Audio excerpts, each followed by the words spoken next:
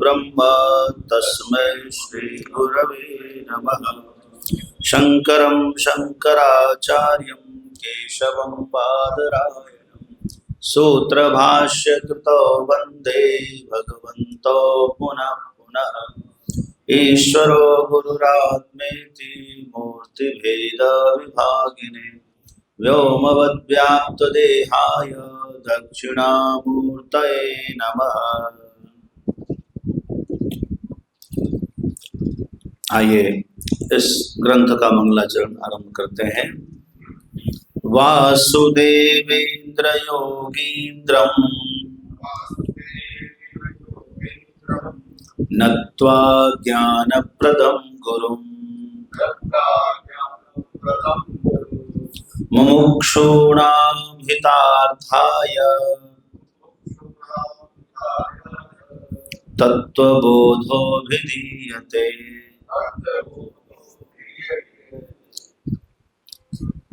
साधन चतुष्टय संपन्नाधिकारिणां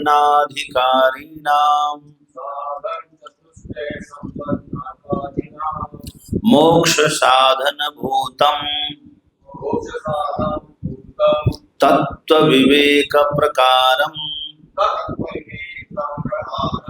वक्ष्यामः। साधन चतुष्टयं किं नित्यानित्य वस्तु विवेकः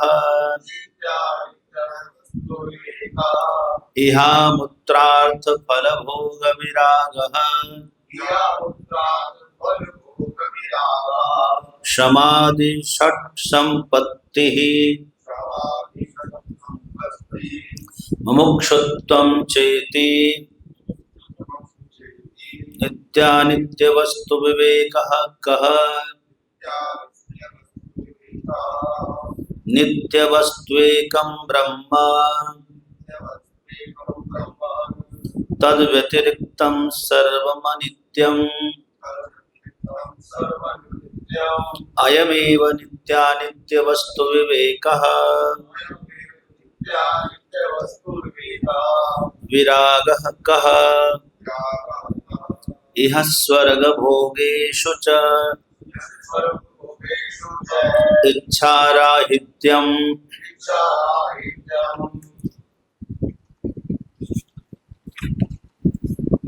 समाधि षट् संपत्तिः का शमो दम उपरमस् तितिक्षा श्रद्धा समाधानं चेति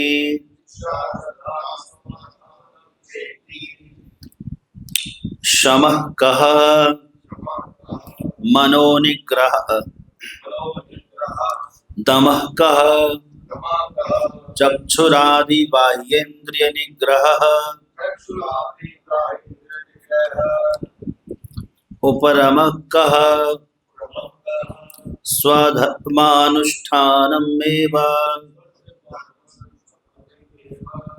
तितिक्षा का। शीतोष्ण सुख दुखादि सहिष्णुत्वम।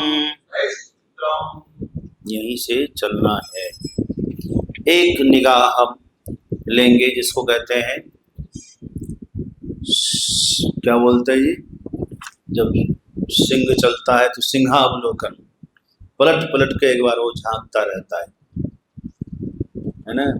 कोई दुश्मन तो नहीं रह गया पीछे से, हम भी पीछे से। अविद्या ही हमारा शत्रु है, अज्ञान ही हमारा क्या है, दुश्मन है। ज्ञान ही हमारा परम मित्र है, परम साधक है। तो हम पलट पलट कर एक बार देखते हैं किसी विषय में किसी शब्द का जो है अर्थ भूल तो नहीं रहा है, कोई अज्ञान तो नहीं रह गया है। ऐसे पलट पलट कर जो रोज हम देखते हैं, इसी को सिंहावलोकन न्याय कहते हैं। तो मंगलाचरण किया था। वासुदेवेन्द्र योगीन्द्रम नत्वा ज्ञानप्रदं गुरुं मुमुक्षूणामितार्थाय तत्त्वबोधो विधीयते। वासुदेव है ना, भगवान श्री कृष्ण है। वासुदेव ही इंद्र है ना, और योगींद्र भी भगवान श्री कृष्ण ही है। हम उनको नमस्कार करके, ज्ञान प्रदान करने वाले गुरुदेव को प्रणाम करके मुमुक्षुओं के हित के लिए तत्वबोध नामक ग्रंथ की रचना कर रहे हैं। साधन चतुष्टय संपन्न अधिकारिणाम मोक्ष साधन भूतम तत्व विवेक प्रकारम बक्षामः। ग्रंथकार कह रहे हैं कि मोक्ष का साधन क्या है, उपाय क्या है? बोले वो चार है। मोक्ष कैसे होगा? बोले तत्व विवेक से होगा। किससे होगा? तत्व विवेक। लेकिन तत्व विवेक किससे होगा? उसके लिए चार साधन है। साधन चतुष्टय इसी को कहते हैं। पहले साधन चतुष्टय होगा तो ही उसको तत्व का ज्ञान हो सकता है। तो साधन चतुष्टय क्या है, ऐसा प्रश्न होता है। तो साधन चतुष्टयम किम, ऐसा प्रश्न है। तो कहा नित्यानित्य वस्तु विवेक। पहला हुआ नित्य क्या है, अनित्य क्या है, इसका अच्छी तरह से ज्ञान हो जाना। दूसरा इहा मूत्रार्थ फल भोग विराग। यह मतलब इस लोक के सुख और अमूत्र यानी स्वर्ग के सुखों में भोग की इच्छा न होना, यही है वैराग्य। समाधि षट संपत्ति है ना। तीसरा है समाधि षट संपत्ति। समाधि 6 संपत्ति हमारे पास होनी चाहिए। और चौथा है मोक्षत्व। तो संक्षेप में हम कहेंगे विवेक, वैराग्य, षट संपत्ति और मुमुक्षुत्व। क्या बोलेंगे, एक बार जरा बोल के दिखाओ। कोई पूछे कि साधन चतुष्टय क्या है, तो आप क्या बोलेंगे संक्षेप में? बोलिए।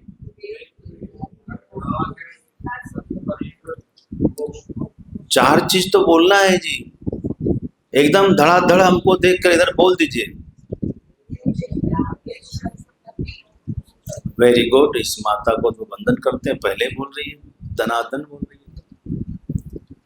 बोलो क्या है चार साधन भूत? उंगली पे गिन के बोल सकते हैं।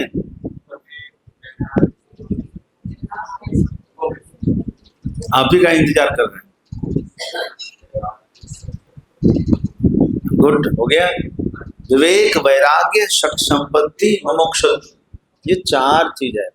कोई वेदांत पढ़ना चाहता है, अगर मैं वेदांत पढ़ना चाहता हूँ, भैया चार चीज तुम्हारे अंदर होना चाहिए। क्या क्या होना चाहिए पहले?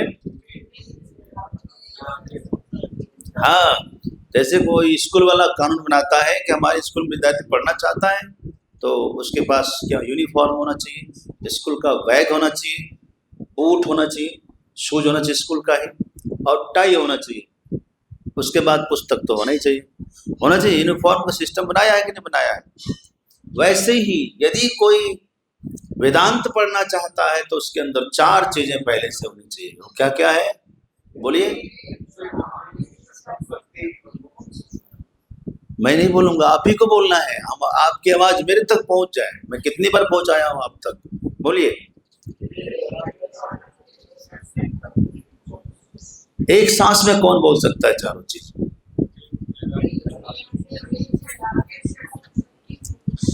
जोर से बोल दो ना, आनंद आ जाए हमको। एक सांस में। हाँ, अपनी बेइज्जती नहीं कराना।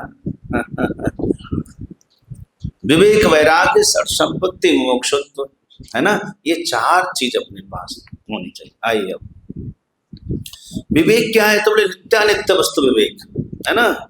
नित्य क्या है? तो बोले नित्यम वस्तु एकम ब्रह्म। नित्य क्या है? नित्य वस्तु क्या है? एकमात्र ब्रह्म है। तो अनित्य क्या है? तद व्यतिरिक्तम सर्वम अनित्यम। ब्रह्म से भिन्न जो कुछ है वो सब अनित्य है। अयम एवं नित्यानित्य वस्तु विवेक। इसी को क्या कहते हैं? नित्यानित्य वस्तु विवेक कहते हैं। अब आइए दूसरा है वैराग्य। क्या है? यही ना, विराग का यह स्वर्ग भोगेषु च इच्छा राहित्यम।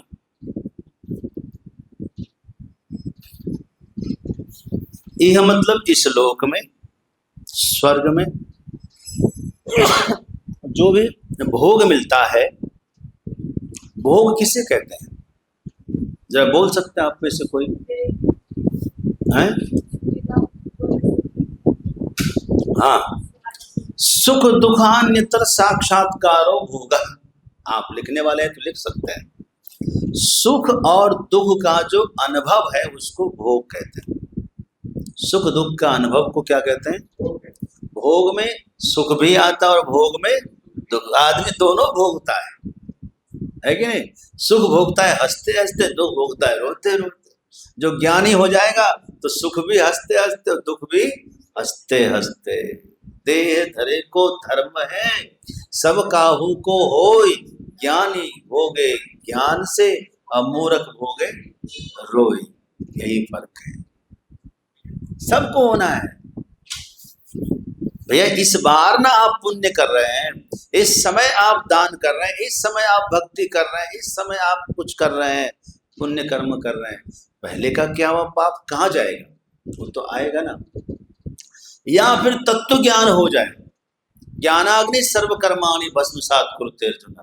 ज्ञानाग्नि उत्पन्न हो जाए तो सारे कर्म भस्मसात हो जाएंगे, समाप्त हो जाएंगे। तो ज्ञान उत्पन्न होने दीजिए, ठीक है नहीं? बहुत बार क्या होता है कि आदमी दया के वशीभूत होकर दूसरे का प्रारब्ध ले लेता है। सुख दुख तो किसी का नहीं ले सकता कोई, सुख हमको ही भोगना है, दुख भी हमको ही भोगना है। लेकिन कुछ प्रारब्ध चीजें हैं, जैसे आदमी आशीर्वाद दे दिया, कोई बीमार देखा तड़प रहा है, हाँ आशीर्वाद है आप ठीक हो जाएंगे, हाँ आप चिंता मत करिए दादाजी एकदम कल से आप ठीक हो जाएंगे। आप बोल के आ गए, आपका सारा पुण्य दाव पे लग गया, सारा पुण्य क्या हो गया। और यदि मान लो उसका पाप ज्यादा है और पुण्य आपका कहीं कम पड़ गया तो भी उसका ठीक होगा? ठीक नहीं होगा, लेकिन आपका सब गया। जैसे समझो कि कोई 1 लाख में कोई वस्तु मिलनी है, आपके पास जो है 99,000 रुपया है, 99,999 है, 1 रुपया सिर्फ कम है, तो वस्तु मिलेगी? नहीं मिलेगी। लेकिन आपका गया, गया कि नहीं गया? जो अपने पास था वो भी चला गया। ऐसी परिस्थिति में हर व्यक्ति क्या कर लेता है? दूसरे का कष्ट ले लेता है, उसकी बीमारी आपके ऊपर आएगी। समझ गए? यदि आपने आशीर्वाद दिया तो उसकी बीमारी आपके ऊपर आएगी, पुण्य भी जाएगा। ऐसी परिस्थिति में क्या करना चाहिए? जैसे आप माताएं हैं तो बहुत सारे व्रत करती हैं, जैसे आज गणेश चतुर्थी व्रत, कोई जो है तीज का व्रत किया होगा, किसी ने एकादशी व्रत किया होगा, किसी ने सोमवार का व्रत किया होगा।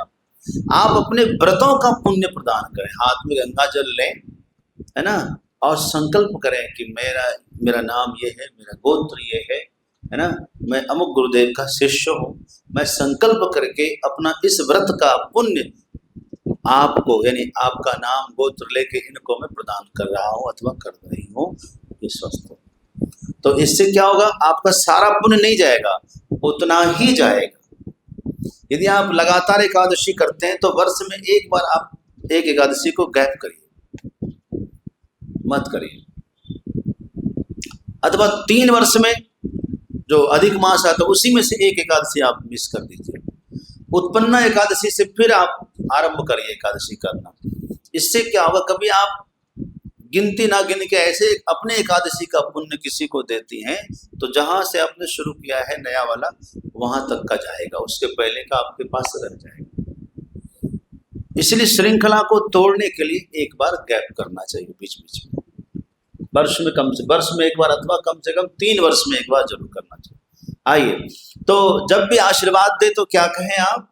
कि भगवान का आशीर्वाद। क्या कहेंगे आप? भगवान का आशीर्वाद। उसमें सब हो गया जी। नहीं, आप आशीर्वाद दीजिए अपना। बोलना भगवान के आशीर्वाद में कुछ बचा रह गया क्या? और उनका काम भी हो जाएगा और आपका अपना जो डिपॉजिट है वो बचा भी रहेगा। तो यह स्वर्ग भोगेषु च इच्छा राहित्यम, यही क्या है? विराग है। इस लोक में और स्वर्ग में जो कुछ भी भोग पदार्थ है, सुख भी मिलेगा, दुख भी मिलेगा, ठीक है? तो क्या करना है? उसको हमें नहीं चाहिए, हमें तो क्या चाहिए? भगवान चाहिए, हमें तो परमानंद चाहिए। तो दुखों का नाश और परमानंद की प्राप्ति, यही मोक्ष है। मोक्ष कोई पूछे मोक्ष क्या है भाई, तो क्या बोलेंगे?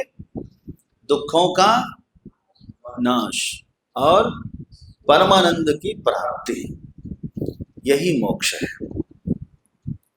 अब आइए, 6 संपत्ति क्या है? साधकों की कोई संपत्ति होनी चाहिए कि नहीं होनी चाहिए? जैसे आपकी संपत्ति, भाई पूछता है क्या बैलेंस है, तो आप कहते हैं कि 5 करोड़ रुपया है खाते में, अथवा 1 लाख 5 लाख है खाते में, ये जमीन है, ये मकान है, ये व्यापार है, यही तो बताते हैं कैपिटल अपना। कोई साधक है, विकास जी साधक है, तो उसकी संपत्ति क्या है? हैं? यही 6 संपत्ति है। भक्ति कल भी बताए थे, 6 संपत्ति है उसकी। कौन कौन? शम, दम, उपरमः, तितिक्षा, श्रद्धा, समाधान। हमारे पास ये 6 संपत्ति होना चाहिए। कौन कौन? तितिक्षा, श्रद्धा, समाधान। ठीक तो है, फटाफट गिन डालिए। शम, दम, उपरम, तितिक्षा, श्रद्धा, समाधान। कौन बोल सकता है बिना देखे? बोली तो।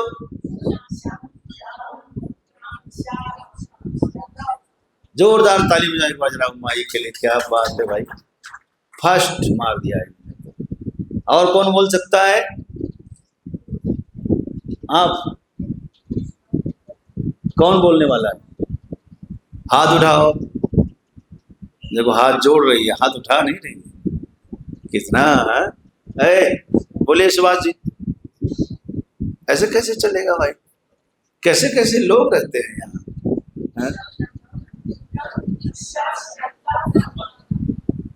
हाँ फिर से बोलो, हम हमको देख के। हाँ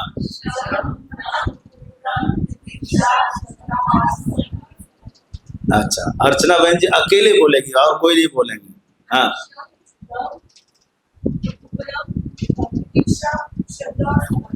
ठीक है, ठीक, बहुत अच्छा। कोषाध्यक्ष महोदय बोलिए।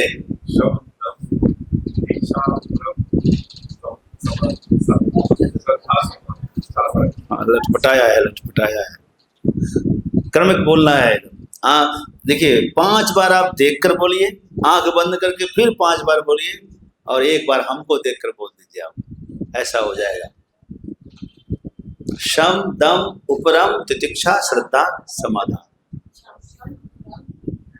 एक आदमी था, हम भोपाल में कथा कर रहे थे, तो वो क्या करता, गड़बड़ कर रहा था तबला वाला।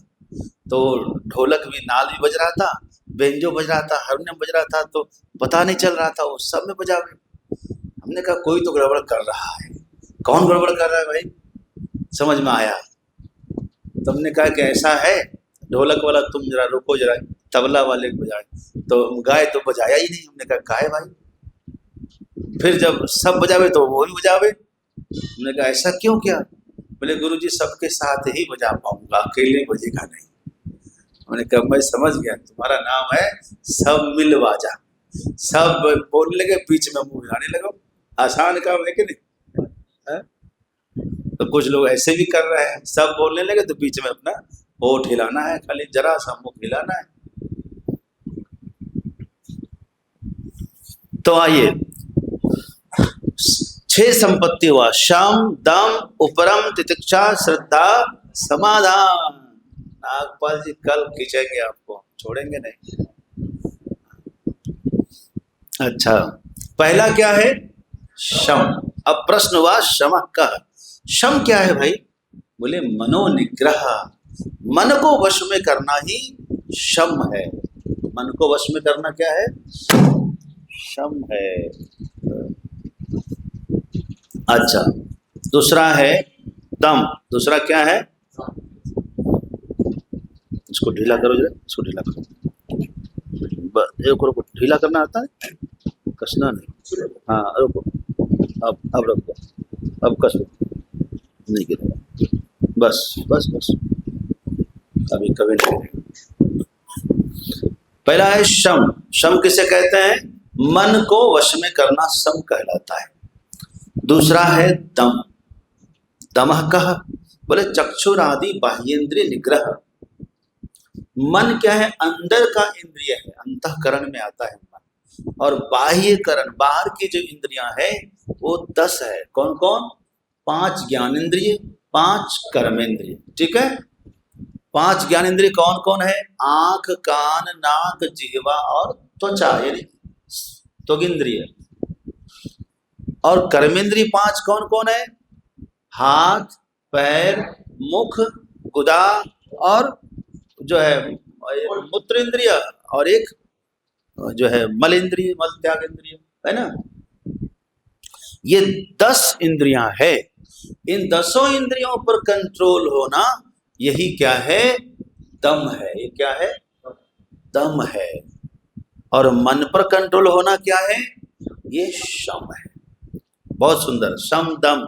तीसरा क्या है? उपरम। उपरम क्या है भैया? बोले स्वधर्मानुष्ठानम एव। उपरम क्या है? उपरम क्या है? स्वधर्मानुष्ठान, अपने धर्म का अनुष्ठान करना, अपने धर्म को, अपने कर्तव्य कर्म को करना। वॉट एवर योर ड्यूटी, है ना, जो हमारी कर्तव्य, हमारी ड्यूटी है वो करना, इसे क्या कहते हैं? यही उपरम है। जब हम अपने कर्तव्य को फोकस करेंगे, बाकी सबसे अपने आप हट जाएंगे। हटेंगे कि नहीं? और सब में टाइम देंगे तो अपना काम ईमानदारी से नहीं कर पाएंगे, है ना। अपने काम को बेहतर से बेहतरीन करके दिखाइए, तो आपकी पूरी ऊर्जा उसमें लगने दीजिए, तो बाकी जगह से मन आपका हटेगा। यही क्या है? उपरम है। आलतू फालतू चीजों से मन हट जाना चाहिए। तितिक्षा क्या है? तितिक्षा क्या है? बोले शीतोष्ण द्वंद्व, शीतोष्ण सुख दुखादि सहिष्णुत्वम। तितिक्षा क्या है? शीतोष्ण सुख दुखादि। आदि से क्या लेंगे हम? मान अपमान। आदि से मतलब खाने वाला आदि नहीं।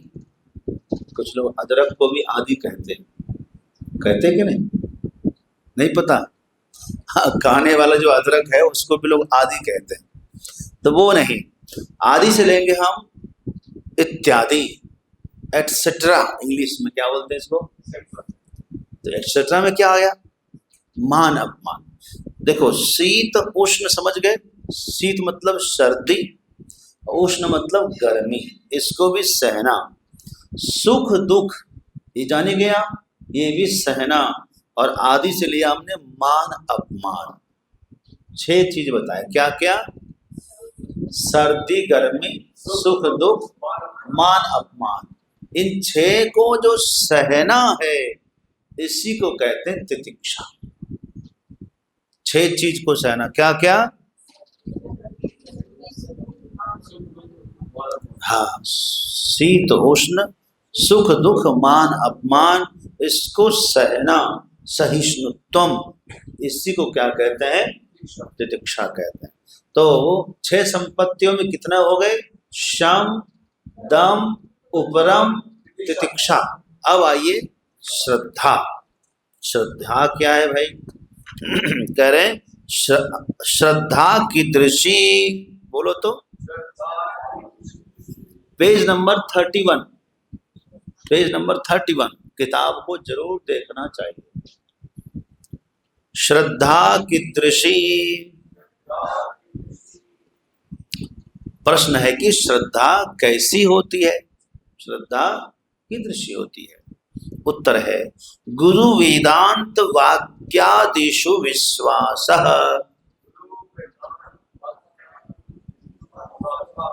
गुरु वेदांत वाक्यादिषु विश्वासः। श्रद्धा। गुरु वेदांत वाक्यादिषु विश्वासः। गुरु वेदांत वाक्यादिषु, बोलिए, श्रद्धा। इतनी बार पढ़ डाली फटाफट कि जबान पर आ जाए और ऊपर आ जाए। हमारी तरफ देख के भी आप बोल सके। गुरु वेदांत वाक्यादिषु विश्वास। वाह, नागपाल जी आंख मिला रहे हैं, क्या बात है। बोलिए नागपाल जी एक बार।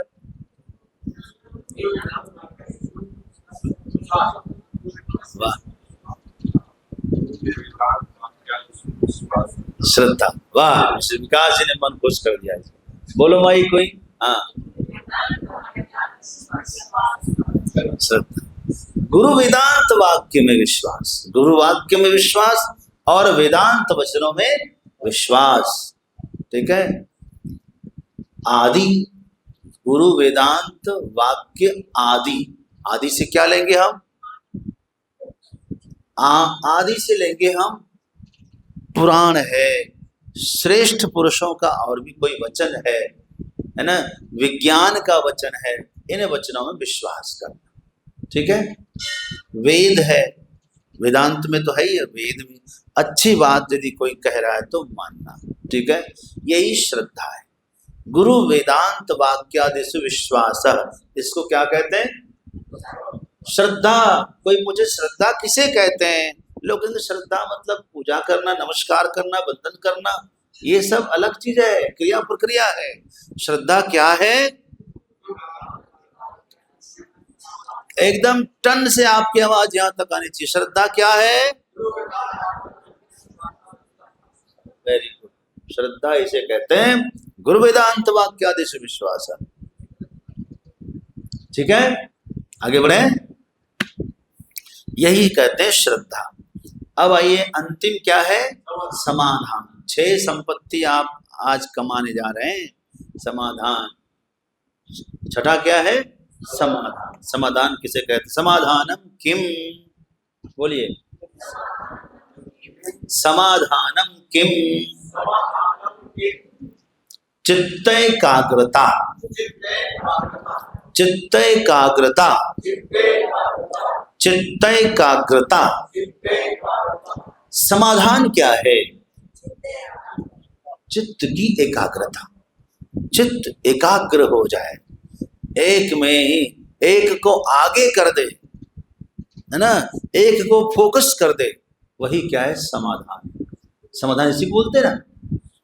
अब इधर जाए कि इधर जाए कि इधर जाए, इधर जाए, बड़ी समस्या है। लोग बताते हैं ये भी कर सकते हैं, किसी ने बताया गया में श्राद्ध करना चाहिए, किसी ने कहा कि भागवत करना चाहिए, और किसी ने कहा कि पिंडदान करना चाहिए, किसी ने कहा 1.25 लाख गायत्री कर लो, किसी ने कहा 1.25 लाख महामृत्युंजय कर लो, किसी ने कहा कि शिव गायत्री कर लो। कोई कुछ कह रहा है, कोई कुछ कह रहा है। ये तो बहुत बड़ी समस्या बन गई कि नहीं? बनी कि नहीं? बनी गई। अब क्या करें? इस समस्या का समाधान क्या होगा? समाधान यह होगा कि सब तरफ से हटकर एक काम में मन लग गया, एक निश्चय हो गया कि यही है, यही करना है, इदमेव सत्यम। इसको कहते हैं समाधान। मन जब 2-3 राहों पर जाने लग जाए तो समझना समस्या है, एक निर्धारित राह मिल जाए समझना समाधान है। तो समाधान क्या हुआ? चित्त एकाग्रता, चित्त की एकाग्रता, एक में ही एक को आगे कर ले, यही क्या है? समाधान। ठीक है जी, चित्त की एकाग्रता ही समाधान है। आइए, 6 संपत्ति हो गई। समाधि 6 संपत्ति आपने जान लिया क्या है? शम, दम, उपरम, तितिक्षा, श्रद्धा और समाधान। शम क्या है? मन निग्रह, मन निग्रह। दम क्या है? चक्षुरादि बाह्येंद्रिय निग्रह। शम दम। उपरम क्या है? स्वधर्मानुष्ठानम एव, अपने कर्तव्य कर्म को करना, यही क्या है? उपरम है। तितिक्षा क्या है? सर्दी गर्मी, सुख दुख, मान अपमान को सहन करना तितिक्षा है। श्रद्धा क्या है? गुरु वेदांत वाक्यादिषु विश्वास, श्रद्धा। और समाधान क्या है? अभी तुरंत हुआ है, चित्त एकाग्रता। ठीक है जी। अब आप लोगों में से कौन ऐसा होगा जो 6 संपत्ति बता देगा मुझे एकदम खटाखट? शम क्या है? मन निग्रह। दम क्या है? चक्षुर इंद्री बाह्य, चक्षुर आदि बाह्य इंद्रिय निग्रह। दम बोलना है विकास जी, सुनना नहीं है। एक बार सुन लिया काम खत्म, दूसरी बार तो बोलना है। शम दम हो गया। उपरम क्या है? अपने कर्तव्य कर्म का, है ना, अपने धर्म का अनुष्ठान करना, ये हो गया उपरम। तितिक्षा क्या है? सहन करना। हाँ, शीतोष्ण सुख दुख मान अपमान का सहन करना। ठीक है, तो अब कितना हो गया? शम दम उपरम तितिक्षा। श्रद्धा क्या है? गुरु वेदांत वाक्यों में विश्वास है श्रद्धा। समाधान क्या है? चित्त एकाग्रता। एक निश्चय हो जाए, यही समाधान है। ठीक है जी, बहुत सुंदर, अच्छा प्रदर्शन आप लोगों ने किया है दोस्तों। अब अंतिम क्या आया? साधन चतुष्टय में 4 चीज बताया था। क्या क्या बताया था? वैराग्य, हाँ हाँ,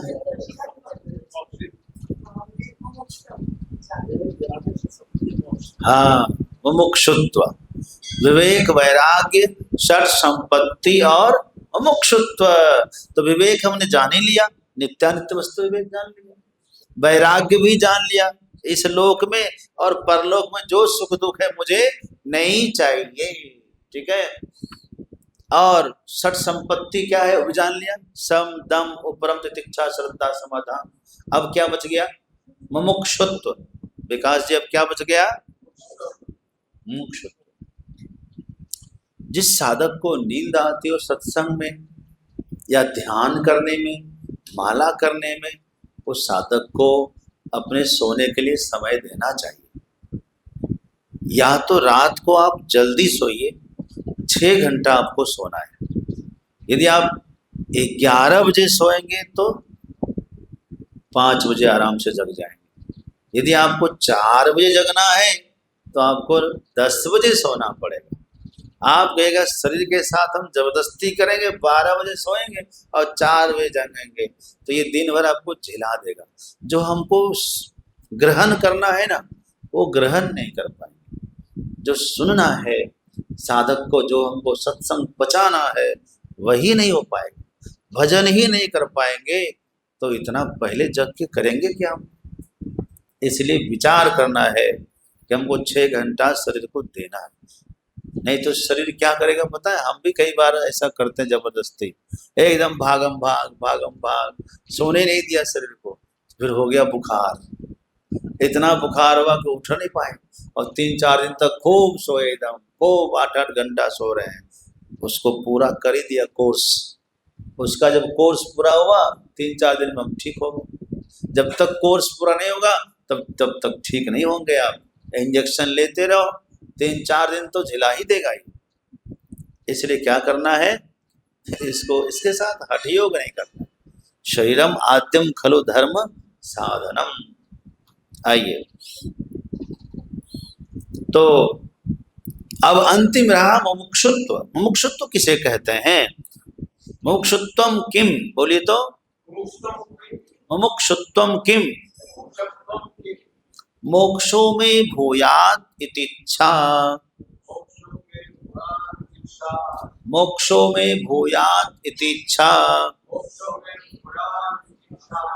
मोक्षो में भूयात इतिच्छा। मुझे मोक्ष हो जाए, मुझे मोक्ष मिल जाए, ऐसी जो इच्छा है, इसी को क्या कहते हैं? मुमुक्षुत्व कहते हैं। मुझे मोक्ष मिल जाए, समझ में आया? तो आप लोगों में से कितने लोग हैं जिसको मोक्ष चाहिए? जरा हाथ उठाना। देखो नागपाल जी नहीं उठाया भाई। मानना पड़ेगा कि शासन गृहिणी का क्या होता है वो देख सकते हो आप। ऐसे ही नागपाल जी की तरह एक आदमी थे, सबने हाथ उठाया, उसने नहीं उठाया। मैंने कहा क्यों उठाया? बोले घरवाली ने कहा है कि सत्संग से सीधे घर आना, हम इसीलिए स्वर्ग में नहीं जा सकते। यही बात है। बड़ा डर है भाई, मानना पड़ेगा। खौफ हो तो ऐसा हो, जबकि वो उन्होंने उठाया है, जबकि अंजलि बहन ने उठा दिया है। तो मोक्ष चाहिए कि नहीं चाहिए पहले हमको ये भी नहीं पता है, सच बता रहा हूं। मोक्ष है, इसीलिए हाथ ने उठाया। गुड गुड, बहुत अच्छा। तो पहले यही जान लीजिए, एक बार इंडिपेंडेंस डे होता है 15 अगस्त को। इस अवसर पर जेलर साहब ने सब कैदियों से कहा कि आज शाम को एक सभा करेंगे, सेमिनार करेंगे, उसमें जिसकी जो जरूरत है, जो डिमांड होगी, सबकी पूर्ति हो जाएगी, जो जिसकी जैसी मांग होगी सब दी जाएगी उसको, कह दिया। और जेलर साहब आ गए अपने घर पर। तो उसकी पत्नी ने कहा कि आज जो आपने कहा है, बड़ी मुसीबत आपने मांग लिया। बोले क्यों? बोले यदि किसी ने ये मांग लिया कि मुझे बाहर कर दीजिए जेल से, तो आप दे पाएंगे? बोले अरे मैंने तो सोचा ही नहीं, तो गड़बड़ हो गई, मुझे ऐसा नहीं कहना चाहिए। जिसकी जो इच्छा होगी वो हम कहाँ से दे पाएंगे? किसी को हम बाहर तो नहीं कर सकते, ये हमारा अधिकार में नहीं है। हाँ, सुख सुविधा दे सकते हैं, लेकिन आपने कह दिया है, अच्छा चलो देख लेंगे क्या होता है। बड़ा भगवान को मनाया जेलर साहब ने कि गलती हो गई, भगवान संभाल लेना। आए, शाम के समय सभा लगी, सारे कैदी एकदम सभागृह में आ गए, सबसे लाइन लगा दिया। हाँ भाई, अपने अपना डिमांड बताइए। किसी ने कहा कि यहाँ मच्छर बहुत है, हाँ राइट डाउन, लिखिए भाई। किसी ने कहा यहाँ साफ सफाई ठीक नहीं है, हाँ ठीक है लिखिए। किसी ने कहा बाथरूम ठीक नहीं, ठीक है लिखिए। किसी ने कहा कि छत से पानी टपक रहा है, लिखिए भाई। किसी ने कहा भोजन ठीक नहीं है, हाँ ठीक है भाई। किसी ने कहा कपड़े हम लोगों को सुंदर मिल जाए, ठीक है भाई। सब ने सब कुछ मांगा और सबका लिख लिया। आखिर में बड़ी जोर से ताली मार के हंसे जेलर साहब। बोले क्यों? हमें बड़ी चिंता थी कि आप लोगों में से कोई ये ना मांग ले कि मुझे बाहर कर दीजिए, लेकिन धन्यवाद है उस प्रभु का, आप में से किसी ने नहीं कहा कि मुझे बाहर कर दीजिए। सब ने कहा कि मेरा ये ठीक कर दे, मेरा वो ठीक कर दीजिए, वो ठीक कर दीजिए। समझ गए? आज वर्तमान में यही है। हम कहते प्रभु मेरा घर मिल जाए, मकान ठीक हो जाए, दुकान ठीक हो जाए, व्यापार ठीक हो जाए, हाथ ठीक हो जाए, कोई कह रहा पैर ठीक हो जाए, किसी ने कहा गर्दन ठीक हो जाए, है यही सब मांग रहे ना। बेटा का ब्याह हो जाए, बेटा हो जाए, पोता हो जाए, नाती हो जाए, पनाती हो जाए, ये सब क्या कर रहे हैं हम यहीं पर सब ठीक ठाक करना चाहते हैं, कोई बाहर नहीं जाना चाहते। ये संसार एक जेल है और एक एक कोठरी में हम लोग रहते हैं, एक काया रूपी कोठरी में हम लोग रहते हैं। इस काया रूपी जेल की कोठरी से बाहर निकलना नहीं चाहते हैं, इसीलिए हम यहीं पर सुधारने में लगे।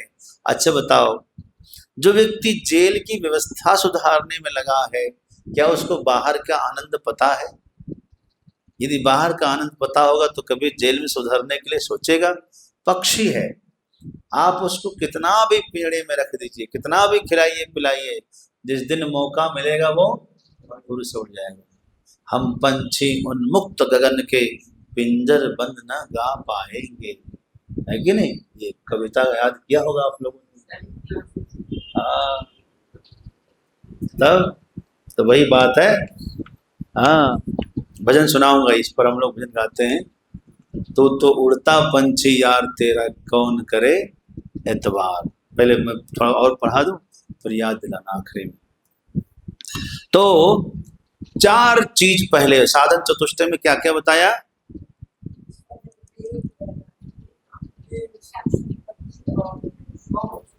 जब मैं पूछता हूं तो सब समझना कि हमसे ही पूछा जा रहा है, मैं आपकी तरफ देखूं ना देखूं, इतना जोर से बोलिए कि हमारा ध्यान आप तक पहुंच जाए, है ना? डायरेक्ट अपने पर लेना।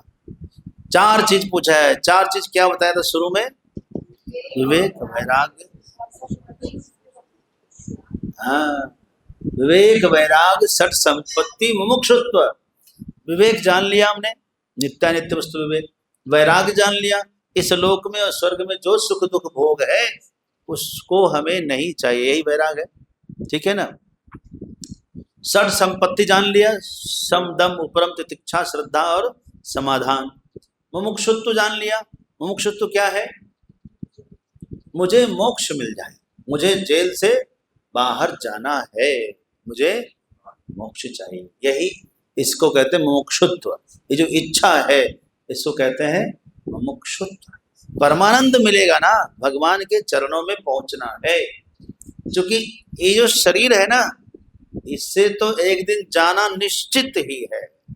क्या ये किराए का घर है, अपना घर नहीं है। ये किसका घर है? यदि अपना घर होता तो जाना क्यों पड़ता? इसका मतलब है ये घर अपना नहीं है। जिंदगी ये किराए का घर है, एक न एक दिन बदलना पड़ेगा, पड़ेगा, एक न एक दिन बदलना पड़ेगा। जिंदगी ये किराए का घर है, एक न एक दिन बदलना पड़ेगा, एक न एक दिन बदलना पड़ेगा। मौत जब तुझको आवाज देगी, मौत जब तुझको आवाज देगी, घर से बाहर निकलना पड़ेगा, घर से बाहर निकलना पड़ेगा। जिंदगी ये किराए का घर है, एक न एक दिन बदलना पड़ेगा, एक न एक दिन बदलना पड़ेगा। एक दिन तो बदलना ही है, ये तय है। अच्छा, कितनी अच्छी बात है कि मौत सबकी निश्चित है, लेकिन उसमें विश्वास नहीं हो रहा। विश्वास हो रहा नहीं हो रहा। और जिंदगी का भरोसा नहीं है, उसका विश्वास है। कितना अजीब बात है कि नहीं? जिंदगी का कोई भरोसा नहीं, कोई गारंटी नहीं है, उस पर भरोसा है, बहुत भरोसा है। आइए, मोक्ष तो ये हो गया, समाधि, ये चार साधन चतुष्टय का काम पूरा हुआ। अब नया प्रकरण शुरू हो रहा है। कह रहे हैं अथ तत्व विवेक का अधिकारी वर्णन। तत्व विवेक के लिए अधिकारी कौन है? तो कह रहे हैं एतत् साधन चतुष्टयम्, एतत् साधन चतुष्टयम्, पेज नंबर 41। एतत् साधन चतुष्टयम् ततस्तत्व विवेकस्य अधिकारिणो भवन्ति, ततस्तत्व विवेकस्य अधिकारिणो भवन्ति, अधिकारिणो भवन्ति। कह रहे कि यह जो साधन चतुष्टय हमने बताया, यदि किसी के पास है, तथा मतलब उसके बाद पहले साधन चतुष्टय हो जाए, उसके बाद तत्व विवेक का अधिकारी होगा। समझ गए? साधन चतुष्टय क्या है? नित्य अनित्य वस्तु का पहले विवेक हो जाए, किसी भी सुख दुख को भोगने की इच्छा न रह जाए, फिर शम यानी मन कंट्रोल, मन पर निग्रह हो जाए, दम यानी ज्ञानेन्द्रिय कर्मेंद्र जो चक्षुर आदि इंद्रियां हैं उस पर भी अपना नियंत्रण हो जाए, उपरम मतलब अपने कर्म में एकदम करने की इच्छा जाए, अपना जो निजी काम है उसमें मन में उल्लास हो जाए। कहते हैं ना कि घर ऐसा होना चाहिए जो घर आने का मन करे, काम ऐसा होना चाहिए काम पर जाने का मन करे। इसलिए सोच समझ कर अपना काम चुनना चाहिए, सोच समझ कर अपना मुकाम भी चुनना चाहिए। तो इस प्रकार हमने शम दम उपरम तितिक्षा, सर्दी गर्मी सुख दुख मान अपमान को सहने की क्षमता हो गई हमारे में, तितिक्षा हो गई। गुरु वेदांत वाक्य में विश्वास हो गया, है ना, कि अब हमारा कल्याण निश्चित है और इसी में कल्याण है। तो ये क्या हो गया, ये श्रद्धा हो गया। समाधान क्या हो गया, एक पंथ पर आगे चढ़ बढ़ गए। ईश्वर एक ही है, अब उसको पाना है। भगवान तो एक ही है, चाहे अनेक रूप है ना, है वो एक। हिंद देश के निवासी सभी जन एक है, रंग रूप वेशभूषा चाहे अनेक है। रंग रूप वेशभूषा ही तो है, योगेश्वर श्री कृष्ण है, इस रूप में है, माखन चोर के रूप में वही है, बांसुरी बजाते वही है, रास रचाते वही है, अनेक रूप है। गीता उपदेश करते हुए इस समय ऐसे हो गए, है कि नहीं। आइए, तो यही कह रहे हैं, यदि ये साधन चतुष्टय आपको मिल गया तो कहते हैं ततः, मतलब उसके बाद वह तत्व विवेक का अधिकारी हो जाता है। नेक्स्ट, तत्व विवेक कह, बोली तो तत्व विवेक कह। अब सबसे जो जटिल सवाल है, सबसे मुख्य सवाल है, तत्व विवेक क्या है।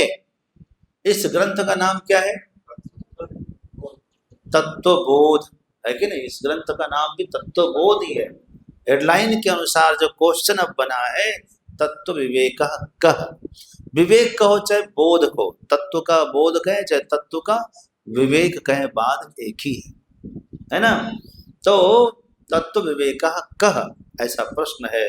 तो उत्तर सुनिए, आत्मा सत्यस तदन्यत सर्वम मिथ्येति। आत्मा सत्यस तदन्यत सर्वम मिथ्येति। आत्मा सत्यस तदन्यत सर्वम मिथ्येति।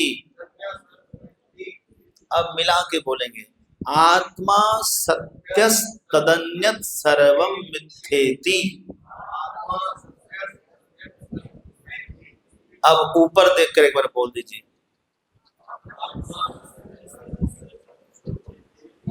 एकदम आई कांटेक्ट में आके बोलिए, आत्मा सत्यस तदन्यत सर्वम मिथ्येति। सब कोई आंख नहीं मिला सकता,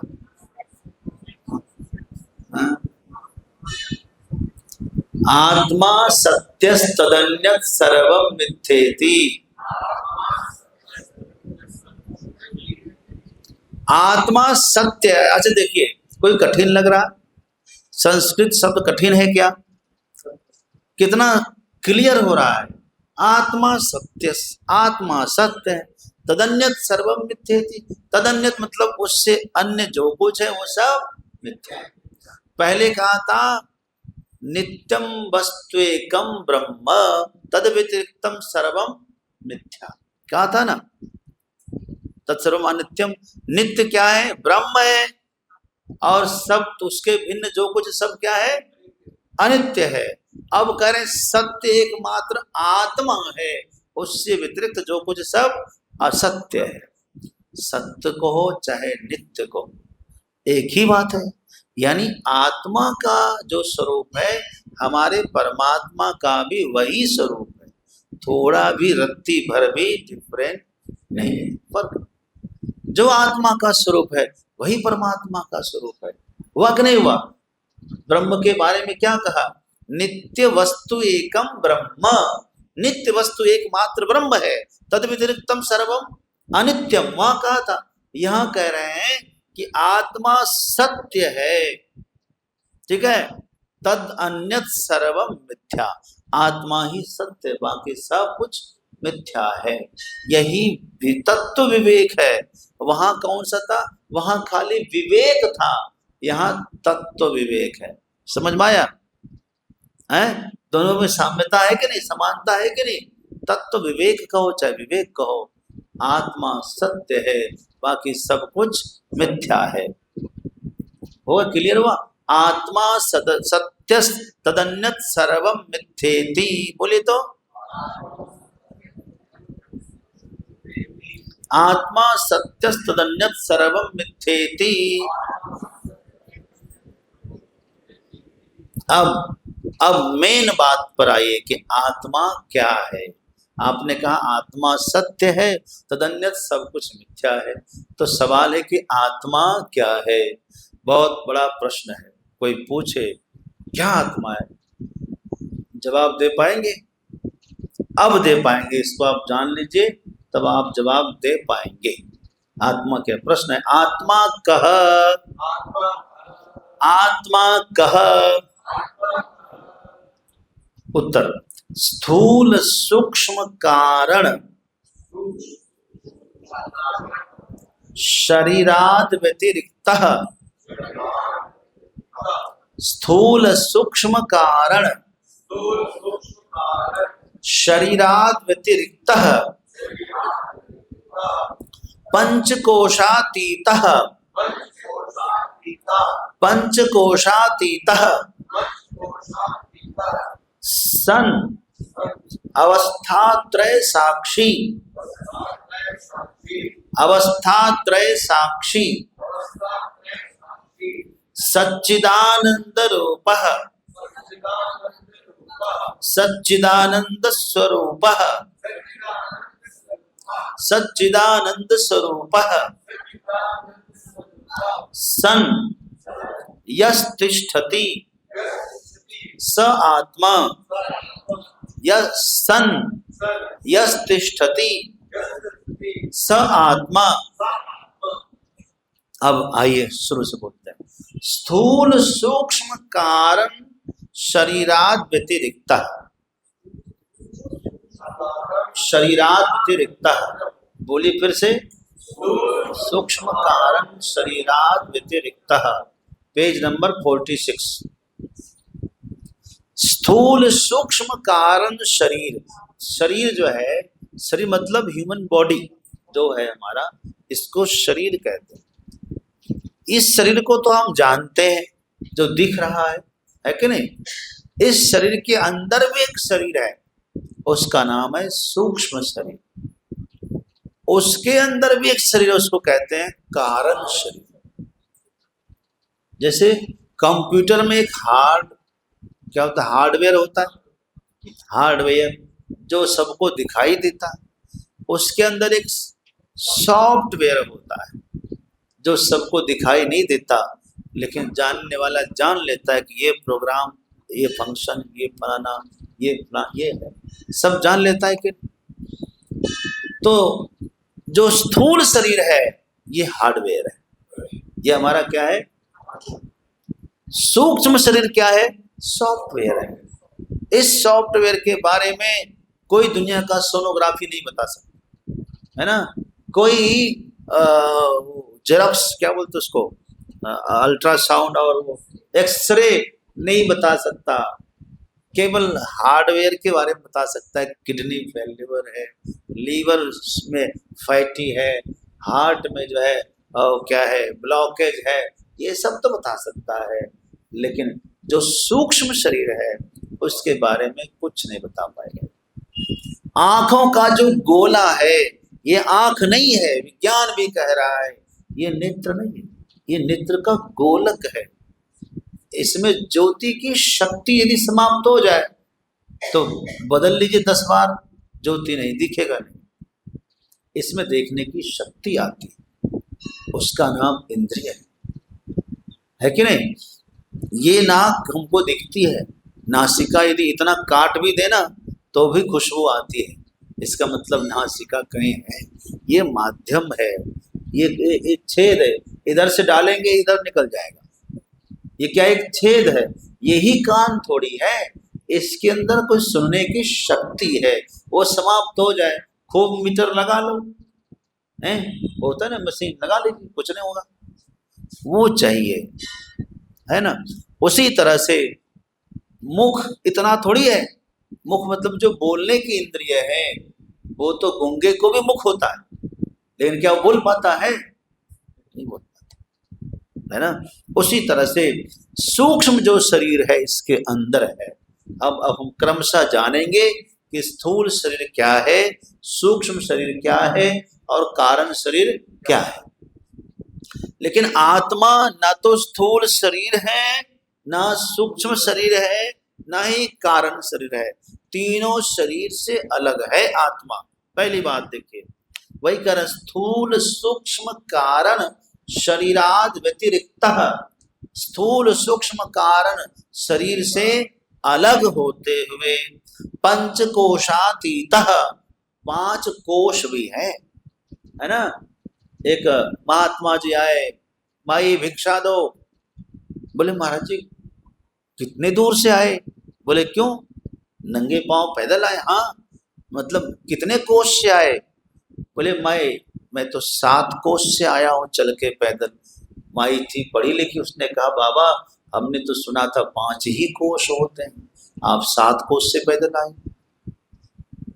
महात्मा फंस गए। बोले वो माई हो तो अंदर का कोश होगा, ये बाहर का कोश है। अंदर में कितने कोश हैं? 5 कोश हैं। वो कोश मतलब क्या होता है? कोश मतलब क्या होता है? हैं? जोर से बोलो ना जरा। कोश मतलब क्या होता है? कोषाध्यक्ष महोदय बताएंगे कोश मतलब क्या होता है।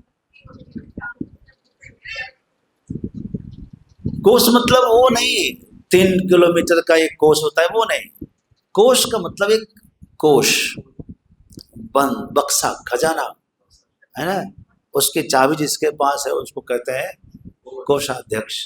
कोश का वो अध्यक्ष है। कोश एक बक्सा है ना, तो एक बॉक्स जिसमें सारे धन को रखा जाता है, उसको कोश कहते हैं। ऐसे शरीर के अंदर 5 कोश है भाई। एक अन्नमय कोश है जिसमें अन्न जमा होता है, अन्न का परिपाक होता है, अन्न से जो कुछ होगा वो अन्न ही होगा उसमें प्रधान। ये शरीर जो है अन्नमय कोश है, ठीक है। मनोमय कोश भी होता है, हम कोश की चर्चा आगे करने वाले हैं।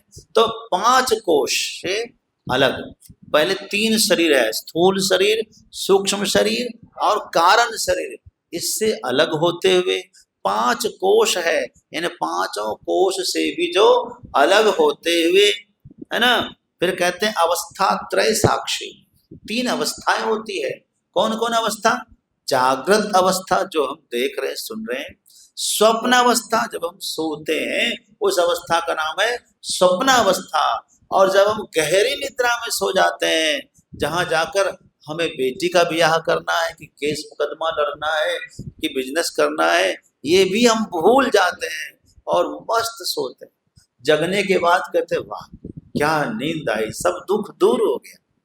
उस अवस्था का नाम है सुषुप्ति अवस्था, ठीक है। सुषुप्ति मतलब गहरी निद्रा की अवस्था, एकदम साउंड स्लीप, डीप स्लीप, इसे क्या कहते हैं हम? सुषुप्ति अवस्था। यदि आप सोते हैं ना, जब तक सुषुप्ति में आप नहीं जाएंगे तब तक थकान दूर नहीं होती। स्वप्न देखते रहिए, आप थके रहेंगे, सुखी नहीं होंगे। गहरी निद्रा में जाना आवश्यक है। अच्छा, ये तो अवस्थात्रय साक्षी, और बताए सच्चिदानंद स्वरूप। सत आत्मा सत्य है, चित मतलब आत्मा चेतन है, आनंद तो आत्मा आनंद स्वरूप ही है। क्योंकि आनंद स्वरूप ना होते तो हमें आनंद प्रिय क्यों होता है कि नहीं? किसी को दुख प्रिय है क्या? दुखी होता है, 1 घंटा 2 घंटा रो भी लेता है, फिर वापस वो थोड़ा मुस्कुराना चाहता है? चाहता कि नहीं चाहता है? तो मुस्कुराना चाहता है, हंसना चाहता है, क्योंकि आनंद हमारा स्वरूप है। वो यदि नहीं मिलता है पदार्थों में, परिवेश में नहीं मिलता है, तो आदमी फिर जाके झूठ मूठ का पार्कों में हंसता है, ठाका हा हा हा हा ही हो। ये एक्सरसाइज करना पड़ता है, उसको तो आनंद चाहिए भाई। आनंद हमारा स्वरूप है, आनंद तो हमारा स्वरूप है। यदि अंदर नहीं झांक पाएंगे तो बाहर तो खोजना पड़ेगा ना, इसलिए खोजना पड़ता है कि नहीं? तो आनंद तो चाहिए कहीं ना कहीं। यहाँ आनंद नहीं मिलेगा तो आदमी बाहर जाएगा, बाहर पार्कों में नहीं मिलेगा तो आदमी विदेश जाएगा, हिमालय में जाएगा, पहाड़ों में जाएगा, कहीं न कहीं उसको आनंद चाहिए। आनंद अपना स्वरूप है, जब तक स्वरूप नहीं मिलेगा आदमी को शांति नहीं मिलेगी। तो आइए इस प्रकार स्थूल सूक्ष्म कारण शरीराद व्यतिरिक्त पंचकोशातीत सन अवस्था त्रय साक्षी। सन मतलब होता है होते हुए, सन का मतलब क्या होता है? होते हुए। अब अर्थ कर रहे हैं, स्थूल सूक्ष्म कारण से अलग, पंचकोशातीत से, पंचकोश से अलग, सन मतलब होते हुए, अवस्था त्रय का साक्षी, ठीक है, जागृत स्वप्न और सुप्ति अवस्था का साक्षी, सच्चिदानंद स्वरूप होते हुए जो रहता है, यस तिष्ठति, जो रहता है, स आत्मा, उसे आत्मा कहते हैं। ठीक है। और कल ये सब आपको थोड़ा घर में जाकर दोहराना चाहिए, 20 बार पढ़ना चाहिए हमें। यदि आप इतना कर लेंगे घर पे जाकर ना, ये ग्रंथ आपकी मुट्ठी में होगी। और इस बार हमने आपको बताया नहीं, अगली बार तो हम आपका फॉर्म भरवाएंगे। ऐसे नहीं कि कोई 8:45 बजे आ रहा है, कोई 8:30 बजे आ रहा है। हमने कहा था कि जब तक आप ईमानदार नहीं होंगे तब तक शास्त्र आपके साथ ईमानदारी कैसे करेगा? माता सरस्वती सब देख रही है ना। भगवान के साथ छल कपट नहीं चलेगा। आपको एक मास्टर साहब थे, हर दिन आधा घंटा लेट आ, हर दिन क्या करे, और आधा घंटा पहले चला जाए। तो उसकी शिकायत हुई, प्रिंसिपल साहब ने उनको बुलाया कि मास्टर साहब ये क्या तरीका है, हर दिन आधा घंटा लेट, 10 बजे स्कूल खुलता है, 10:30 पहुंच रहे हैं, और जाना है 4 बजे, 3:30 बजे निकल लेते हैं। तो उसने कहा कि सर ऐसी बात नहीं है, हम तो जो ऑफिस का टाइम है 10 से 4 वही निभाते हैं। जैसे ही 10 बजा हम घर से निकल गए ऑफिस के लिए, ड्यूटी हुई कि नहीं, क्यों, हम निकल गए। अब रही बात, जब तक 4 नहीं बजता सर, तब तक मैं घर में प्रवेश नहीं करता, ऑफिस का ही चल रहा चलता। तो ये ईमानदारी है, हैं? ये भी ईमानदारी। तो कोई कह रही है ये भी ये मास्टर रह चुकी है ना, इसीलिए। मतलब घर से आप निकले हमारे टाइम में, ये कैसे चलेगा भाई? फिर उनको कहा ऐसा मत करिए मास्टर साहब, तो आप पहले क्यों जाते हैं? उसने कहा कम से कम एक तरफ से तो टाइम पे पहुंचे। घर वाली कहती है 4 बजे, तो 4 बजे यहाँ चाहिए, इसलिए हम उनकी बात मान लेते हैं। समझे? ऐसा ऐसा वाला नहीं करना, आप लोग मास्टर मत बनना। तो हमें इस बार तो मैंने आपको ढीला दे दिया, अगली बार मैं आपको टाइट करने वाला हूँ। क्यों? पता चलेगा ना कोई है जो हमको खींच सकता है बढ़िया से। हाँ, अगली बार फॉर्म भरवाना है, 100 फॉर्म चाहिए हमें, भरा हुआ, सिग्नेचर किया हुआ। हाँ, और यदि नहीं हुआ तो हमारा टिकट कैंसिल कर दूंगा, मैं आऊंगा ही नहीं। ये क्या है भाई, हम इतने दूर से आए, काम छोड़ करके आए, आप धंधे में लगे रह गए, ये नहीं चलेगा। दोनों तरफ से होना चाहिए कि ना होना चाहिए? हाँ, बिल्कुल होना चाहिए। आगे से ये इस बार तो मैं कुछ नहीं कह रहा हूँ, लेकिन कहूँगा रोज कहूँगा क्यों नहीं। तो आप लोग लेट ना करें, टाइम पर आए, टाइम पर आपको मैं छोड़ूंगा। कौन सा भजन कह रहा था सुनाने के लिए मैं? अच्छा, वो सुना देता हूँ। तो उड़ता पंछी यार तेरा कौन करे एतबार, तो उड़ता यार तेरा कौन करे एतबार, तू तो उड़ता पंछी यार तेरा कौन करे एतबार, कौन करे एतबार तेरा, कौन करे एतबार तेरा, कौन करे विश्वास, तू तो उड़ता पंछी यार तेरा कौन करे एतबार, तू तो उड़ता पंछी यार तेरा कौन करे एतबार। नौ खिड़की का पिंजड़ा तेरा, नौ खिड़की का पिंजड़ा तेरा, खुले पड़े सब द्वार, खुले पड़े सब द्वार, आना आना मुश्किल तेरा, आना आना मुश्किल तेरा, जाना सहज सुमान, तू तो उड़ता पंछी यार, तेरा कौन करे भगवान, तू तो उड़ता पंछी यार, तेरा कौन करे भगवान। सुंदर भोजन नित्य खिलाओ, सुंदर भोजन नित्य खिलाओ, सुंदर भोजन नित्य खिलाओ, सुंदर भोजन नित्य खिलाओ, बहराऊं श्रृंगार, बहराऊं श्रृंगार, मलमल अतर फुले लगाओ, मलमल इतर फुले लगाओ, मलमल इतर फुले लगाओ, मलमल इतर फुले लगाओ, माने नहीं उपकार, माने नहीं उपकार, तू तो उड़ता पंछी यार, तेरा कौन करे इतबार, तू तो उड़ता पंछी यार, तेरा कौन करे इतबार।